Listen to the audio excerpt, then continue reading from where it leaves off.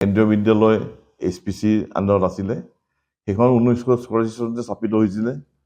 কিন্তু ইমান দিন চলাৰ পাছত যিহেতু এই পেপাৰ মিলটোৰ যিটো মানে ইনচলভেঞ্চি আণ্ডাৰত যেতিয়া দেউলীয়া ঘোষণা হ'ল, তেতিয়া স্কুলখনত কিছু সমস্যা আহিলে। সমস্যা লাহে লাহে আমি গম পালোঁ যে এই স্কুলখন লাহে লাহে গ্ৰেজুৱেলি বন্ধ কৰি দিব। এতিয়া আপোনালোকে সকলো অৱগত, এই স্কুলখন এতিয়া ক্লাছ 5লৈকে নাই, 6, 7, 8, 9, 10, 11, 12 চলি আছে।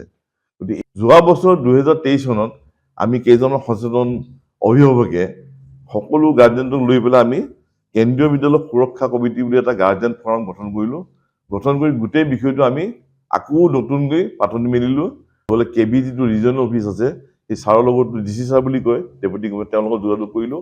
আমাৰ যিটো দেৱাশীষ শৰ্মা আছে, deputy commissioner, district commissioner Morigaon, তেখেতে আমাক যথেষ্ট উৎসাহিত কৰিলে যে এইটোতো একেবাৰে সাধাৰণ কথা। যিহেতু মাটিটো তেওঁলোকৰ যিটো এক্সিষ্টিং মাটি দিছিলে, সেই মাটিটোৰ ওপৰেদি এটা হাই টেনশ্যন লাইন যোৱাৰ কাৰণে সেই মাটিটোত কেন্দ্ৰীয় বিদ্যালয় এপ্ৰুভ কৰা নাছিলে। তেওঁ ক'লে হ'ব, মাটিটোত সেইটো সুবিধা আছে, আমি বেলেগ কাষতে প্লটটো নতুনকৈ কৰি দিম। তেওঁ ইনষ্ট্ৰাকশ্যন দিলে।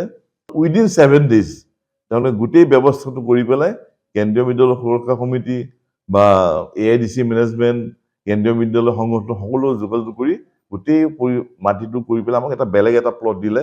ফাইল প্ৰস্তুত কৰি কেন্দ্ৰীয় বিদ্যালয় ৰিজনেল অফিচত ছাবমিট কৰিলোঁ। ৰিজনেল অফিচত সেই ফাইলটো আপোনাৰ দেলহিলৈকে পঠালে এপ্ৰুভেলৰ কাৰণে।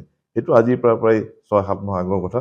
দুদিন আগত আমালৈ ভাল খবৰটো আহিল যে কেন্দ্ৰীয় বিদ্যালয় এটা স্থাপন হ'ব। কিন্তু স্থাপন হোৱাৰ আগতে এইখিনিতে আৰু এটা সমস্যা আছে। কেন্দ্ৰীয় বিদ্যালয় স্থাপনৰ কাৰণে এটা মেইন উদ্দেশ্য হ'ল তেওঁলোকে প্ৰথম কথা লেণ্ড এটা এলটমেণ্ট দিব লাগে। লেণ্ডটো এলটমেণ্ট দিলে, তাৰ কাৰণে আমি অসম চৰকাৰক ধন্যবাদ জ্ঞাপন কৰিলোঁ। গতিকে লেণ্ডটো এলটমেণ্ট দিয়াৰ পিছত তেওঁলোকে এটা টেম্পৰৰী বিল্ডিং এটা প্ৰভাইড কৰিব লাগে স্কুলখন ষ্টাৰ্ট কৰিবৰ কাৰণে। আমি তেতিয়া সেই প্ৰপ'জেলটোত এইখন স্কুলে টেম্পৰৰী বিল্ডিং দিব লাগে বুলি প্ৰপ'জেলটো দিলোঁ। কিন্তু AIDC মেনেজমেণ্টে আমাক এতিয়া বৰ্তমানলৈকে দিয়া মতে 2025 চনৰ মাৰ্চলৈকে আমাৰ স্কুলটো কেন্দ্ৰীয় বিদ্যালয় চিভিল ছেক্টৰে এজ টেম্পৰৰী বিল্ডিং চলাবৰ কাৰণে অনুমতি দিছে। যিহেতু এতিয়া আমি এপ্ৰুভেল পালোঁ, এই সুযোগতে আমি অসম চৰকাৰক অনুৰোধ জনাম আৰু তেওঁ বিদ্যালয়ৰ কাৰণে এজ টেম্পৰৰী বিল্ডিং যদি আমাৰ নতুন বিল্ডিং হৈ নুঠালৈকে যদি চলাব দিয়ে, বহুত উপকাৰ হ'ব। আৰু অনুৰোধ কৰিম যাতে আমাৰ যিটো এক্সিষ্টিং বিল্ডিং চলি আছে, তাতে আমাক টেম্পৰৰী বিল্ডিংটো চলাবৰ কাৰণে অনুমতি দিয়ে। নিশ্চয় বিধায়ক মন্ত্ৰী মহোদয়, আমাৰ MP মহোদয়, আনুষংগিক যিসকলে আমাৰ এই গোটেই ব্যৱস্থাত সহায় কৰিলে, বিশেষকৈ আমাৰ district commissioner Debashish Sarma sir বা আমাৰ Azad sir, district commissioner KB আৰু তেওঁলোকে অশেষ ধন্যবাদ জনালোঁ। যিকোনো খবৰৰ বাবে যোগাযোগ কৰক 7099017330 লগতে 7099017110 নম্বৰত।